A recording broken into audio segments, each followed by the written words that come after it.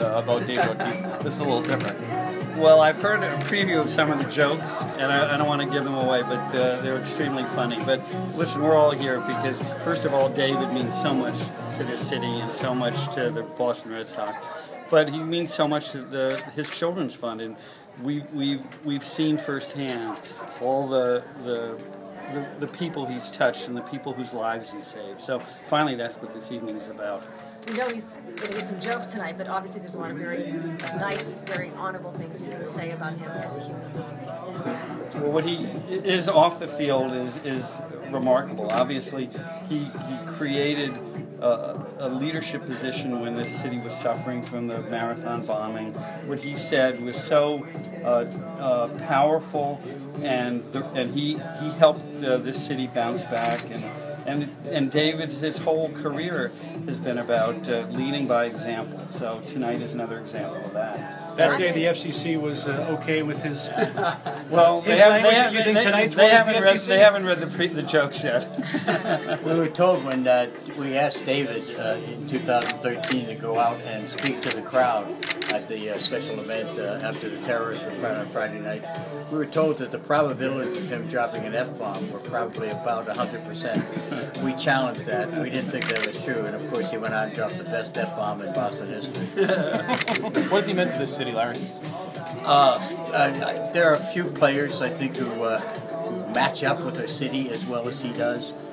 Tom was talking about the heart that he has, and he sees himself as a Bostonian, even though he's born in the DR. He's a citizen of two countries, and I think he puts that on display every time he's here and through his foundation. And I'm proud to be a member of his foundation board, and to continue to see what he does year in and year out, even when he's out of the spotlight.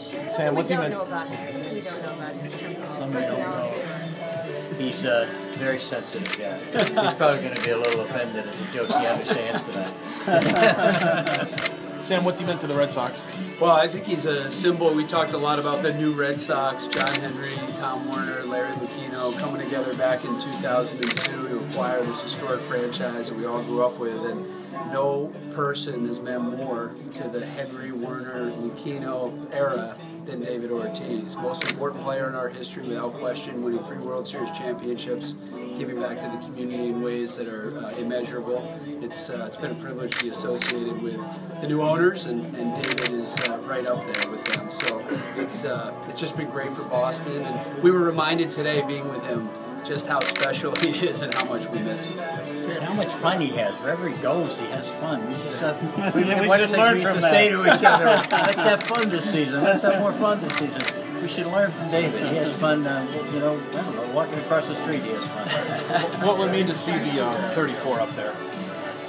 I think a tremendous sense of gratitude and maybe a little bit of pride, because he made the decision that he should be given a chance here, despite some concerns at our front office. And of course, it was the wisest decision we ever made. When do you see that 34 coming?